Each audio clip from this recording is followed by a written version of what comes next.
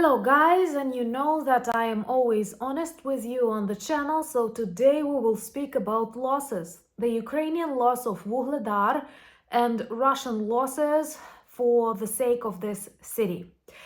At this moment, after 2.5 years of battles for Vuhledar, it lost its strategic meaning both for the Ukrainian army and the Russian army, but the fights continued, and to save lives of Ukrainian soldiers, they had to leave the city. Russians approximately lost 9 brigades, and if you count this numbers, it can vary from 18,000 to actually 36,000, which is insane, taking into account this is just a small town. So let's discuss what the loss of Vuhledar means for Ukraine and what the loss of so many soldiers means for Russia. I believe that the greatest difference between two of our countries, two of our cultures, actually lays in the attitude to human life. My name is Anna, I'm from Ukraine, I'm in Ukraine, and if you want to see Russia defeated and Ukraine liberated, subscribe. I am sure sometime soon we will discuss that on the channel. Vuhledar is a city that is known to many, all because it was the center of serious battles for more than 2 years. Russians were trying to get it since the very start of the full-scale invasion, and there were actually waves of attacks on Vuhledar. In 2023, it became known around the world because of the largest tank battle in the 21st century.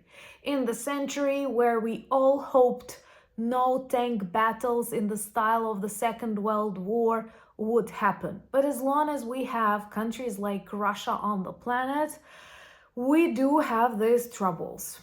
So in 2023, Ukrainian army managed to destroy lots of Russian ammunition, lots of Russian tanks, including in this battle. But I think that approximately for 2 weeks, it was already obvious that Russians are ready to encircle Vuhledar, and Ukrainian soldiers started leaving the city.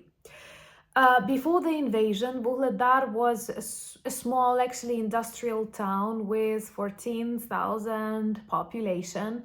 Of course, the majority of these people left at the very start of the full-scale war because Vuhledar is really close to the front lines. It does have a good geographical position, being a little bit on a hill.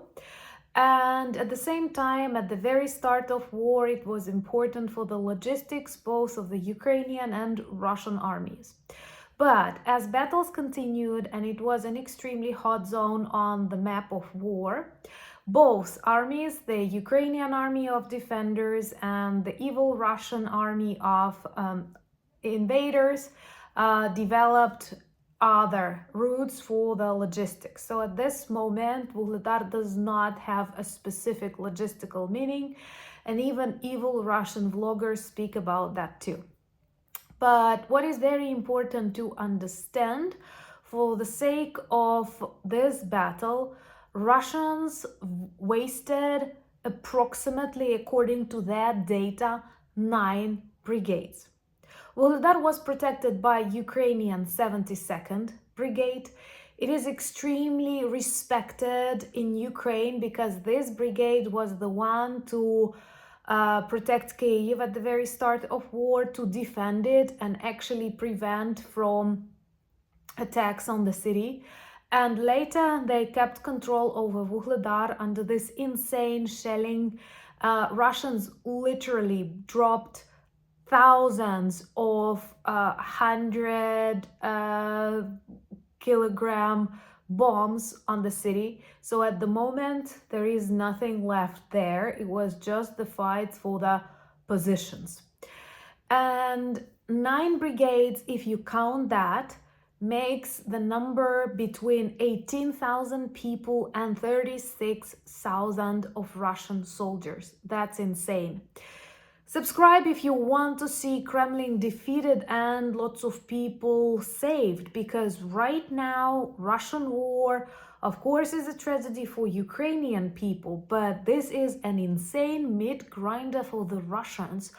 I have no hope they will protest, so if you're kind and you want to save them, we have to defeat them. That's the only way to prevent such unnecessary losses. So if we take this approximate number, 36,000, guys, just check on Google the size of your army. I did it for Denmark and Sweden. I love these countries. Recently, by the way, I had a very good conversation with Anders Pak Nielsen, who is a great military analyst from Denmark. If you haven't seen the video, I greatly advise you to, and I attach it here. But if you compare the size of Russian losses for the sake of just one town in Ukraine, like Vuhledar, with the size of your army, especially if you live in Europe, you may be surprised or actually terrified with the violence and irresponsibility to human life inside Russia. For example, the army of Denmark, if I'm right, correct me if I'm wrong in the comments below, is 21,000 people. In Sweden, 25 or 26,000 people. So, if we take that Russians might have lost 36,000 people for the sake of just one Vuhledar, imagine how many more they lost around. It's approaching to 700,000, and they are ready to continue. That is the greatest tragedy of this war, both for Ukrainians and even for Russians. I watch a lot of videos on YouTube now, and I'm happy to see that more and more observers from different corners of the world actually see this huge difference, cultural, philosophical, spiritual, human, between Ukraine and Russia. And another proof that we belong to the democratic world where human life is valued. Because the price of human life in authoritarian countries like Russia, like Iran, or sometimes China resembles them too, is very low. And they don't pay attention to individuals. People are just numbers for dictators like Putin, for dictators like Stalin. And that is actually why they are ready to continue this war as long as they have people left. I cannot imagine any sane, adequate government to continue any kind of war, knowing that they've lost almost 700,000 people. Knowing that they've lost 20,000 or 30,000 for the sake of just one town that is already destroyed. We have to be honest. There is a huge difference between the territories that Russia occupied in Ukraine and that, let's say, Kursk, that is now under the control of the Ukrainian Armed Forces. Because in Ukraine, Russians drop bombs, missiles, and typically they apply this scorched earth policy where they drop thousands of bombs. One bomb can weigh up to 500 kilograms of explosives. You can imagine what thousands of such bombs do to a territory. So literally, Russians do not take Ukrainian cities. They take the land and ashes of these cities. And it's very tragic. It's very painful. And this once again reminds us it's not about territories or minerals, because some believers in Russia keep saying that. It's about the destruction of our nation. It's the threat to the world. And it's the threat to Russia itself, because right now, a real statistics of Russian assault group losses is insane, 85%. So if a group of 100 in a Russian assault group attacks a place like Vuhledar, 15 return back. 15. So no, we cannot negotiate with these people, because if human life is not an argument for them, then what other arguments can matter? And actually, if you look back in the history of the Second World War, many battles of the Soviet army were organized with the very same attitude. For example, you could take the city back in 2 weeks, but you want to take the city faster to impress your allies, and you do it in 2 days, but losing hundreds of thousands of people. And what many forget, especially people like Chancellor Scholz, who believes he is in debt for Russia and Soviet army, that like Soviet army was full of brave Ukrainian soldiers. Every fifth hero of the Soviet Union in the Second World War was actually Ukrainian. And the majority of top commanders of the Red Army back in that time were Soviet people. Ukrainian people, unfortunately. Ukraine was long occupied by that time, and they were part of this army.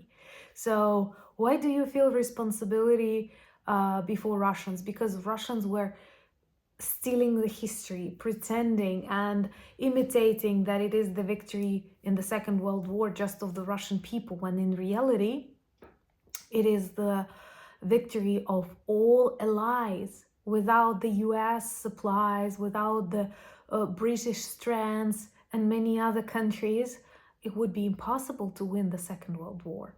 And Russians pretend, no, it's just about us. By the way, we have a good video about that too, and I will connect it.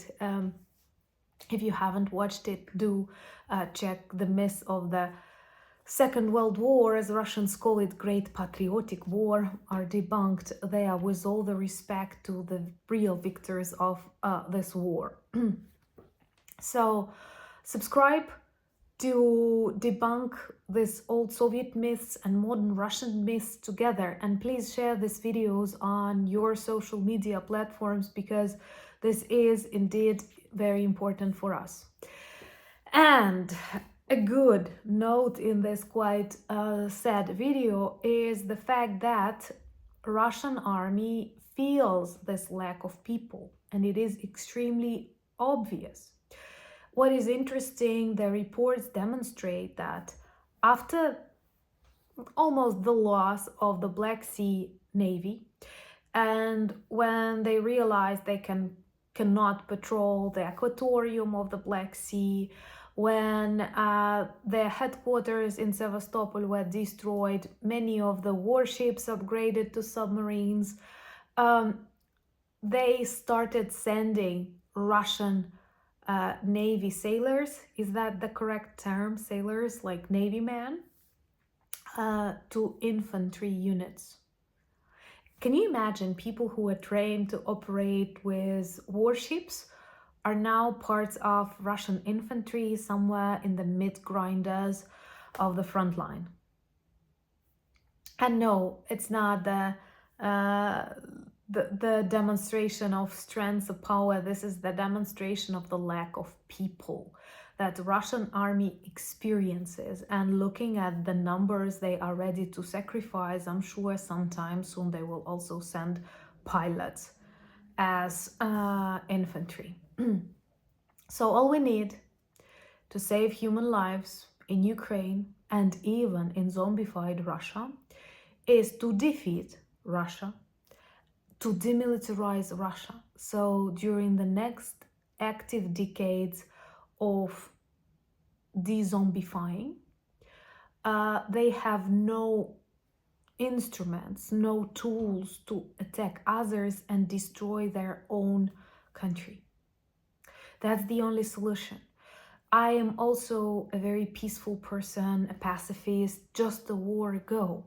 Russians, with all of their violence, with all of the crimes, with all of the disrespect to international laws and agreements, did not leave us any other chance.